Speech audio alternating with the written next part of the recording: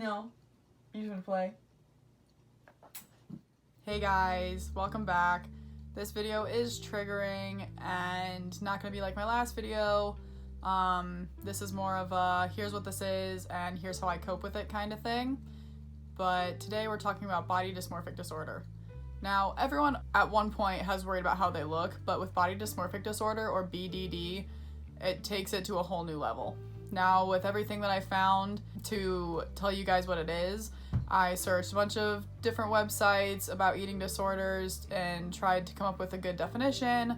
I took one definition that I saw, basically the same on every page. I'm just gonna read it for you guys, and I'll put it in my own words at some points, just because I want to make everyone be able to relate to it. So, body dysmorphic disorder, or BDD, is a serious illness in which a person is overly worried about minor or imaginary physical flaws, which means you could be looking in a mirror and you can see something that maybe others won't see or it just doesn't exist and your brain's just putting it there. These perceived flaws are usually not apparent to anyone else or are seen as minor. A person with BDD may also feel so anxious about these physical flaws that they avoid social situations and relationships. They may also try to fix perceived flaws with cosmetic surgery. BDD is a long-term disorder that affects both men and women equally. For this, you would see a lot of, at least for me, being an athlete, I've definitely compared myself to other athletes and been, wow, she's like a lot more fit than I am, or wow, she's like way skinnier than me, I'm bigger than her, stuff like that. Some of the signs of BDD are being extremely preoccupied with perceived flaws in appearance that others can't see or they cannot appear in mirrors. This would be, I see myself as what I was before I started losing weight, back when I was 200 pounds. And yes, while I know I'm still losing weight, I still see myself heavier than what I probably am. Like, if you look at me, you probably couldn't guess how much I weigh, because it's more muscle than it is fat, but for me, I see more fat. Another one is strong belief that you have a defect in your appearance that makes you ugly or deformed. Belief that others take special notice of your appearance in a negative way or mock you. Engaging in behaviors aimed at or fixing or hiding the perceived flaw that are difficult to resist or control, such as frequently checking the mirror, grooming, or skin picking. This also is like when you're walking by a store and the windows show your reflection. That's another thing, like you're constantly looking. That's what I do. Whenever I pass a store, I'm constantly looking in the window, like thinking to myself, like, this is really what I came out in today. Really, I look awful. Another one is attempting to hide perceived flaws with styling, makeup, or clothes. That would be baggier clothing or tighter clothing or whatever the case may be for someone, to hide their supposed flaws that they have. Constantly comparing your appearance with others. We see this a lot with social media, and I'll bring this up later on in the video, but with social media, I know I do it. A lot of the people I follow are a lot skinnier than me. They were just born like that, they keep themselves like that, or they eat a bunch and they just don't gain weight, and it's, in my head, it's not fair, but that's just how I was made. But social media is a big one where you see people comparing themselves with others when you like see a celebrity and you're like, wow, I wish I looked like them, or something like that. Frequently seeking reassurance about your appearance from others, having perfectionist tendencies, seeking cosmetic procedures with little satisfaction, and avoiding social situations. That would be, you feel really rough and you think you're really bloated and you're just like, not feeling it today, I'm not gonna go out with you guys, sorry. So that would be signs of BDD. Not saying that if you have all of those or any of those that you have BDD, but it is a very common eating disorder, mental illness combination that a lot of people in younger generations will start to get based off of bullying or sports going way too hardcore and stuff like that. How do I handle it? Honestly, it's really hard. It's one of those things where you just kind of roll with it day to day. And it depends on the day, it depends on how you feel that day. If you're sick, you're gonna feel really bad and it might spike up and you're gonna be checking constantly. And if you feel really good some days, then maybe you won't check up constantly, or maybe you're just gonna check and be like, I need to make sure I still look good and stuff like that.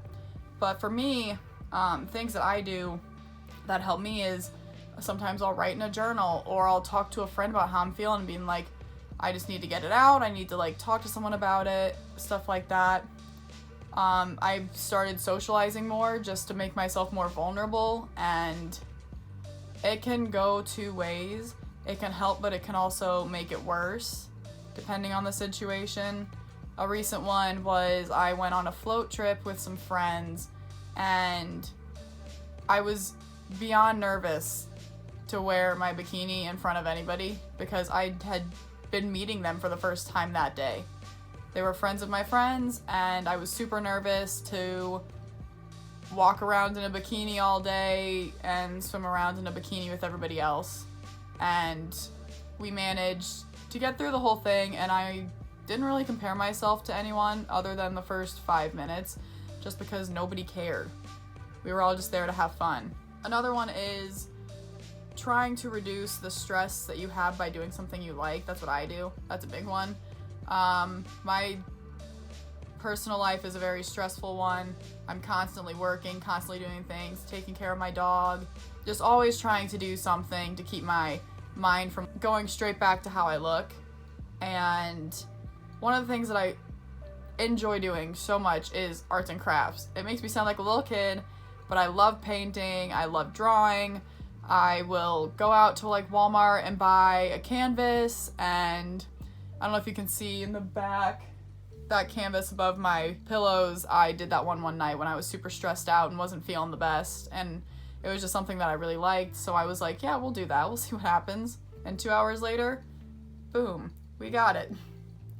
But arts and crafts is another one, because that one you can let your creativity take control. And then on top of that, with arts and crafts, I love working out.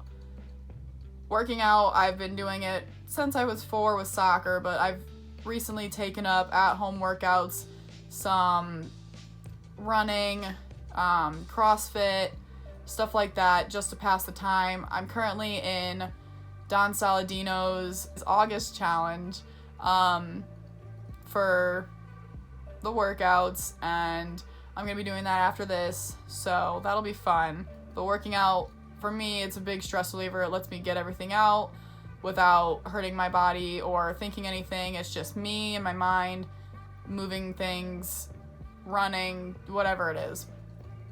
Another thing I do is I picked up modeling. Modeling is one that helps me a lot just because I get to love myself in front of a camera. Sometimes I don't like the pictures that I see at the end, but at the same time, like, that is me. That is what I look like. That is a legitimate picture of me. And that is also kind of what started my eating problems, is I saw a picture of me and I was like, I look like that? Like, that's awful. But at the same time, now I get to dress up in what I want. I get to go stand and, like, have fun in front of a camera. And it's just something that I really enjoy doing. It's kind of taken on a life of its own. And every time I do it, like, I always feel beyond confident no matter what. Just because I'm rocking what I'm wearing. I look fantastic. I spent time to look good. I look fantastic. I feel fantastic. So that one definitely has been a big help. So you could take your friends, go do a little photo shoot, do something nice for yourself, go have some fun, take a bunch of cute pictures, post them on Instagram. And it's definitely a confidence boost in my opinion. And the other one that I do is I am constantly giving myself compliments and reassurance, because the only ones that matter come from yourself. You can get compliments all day long from other people, but that doesn't mean you're going to accept them. I know I'm absolutely terrible at getting compliments.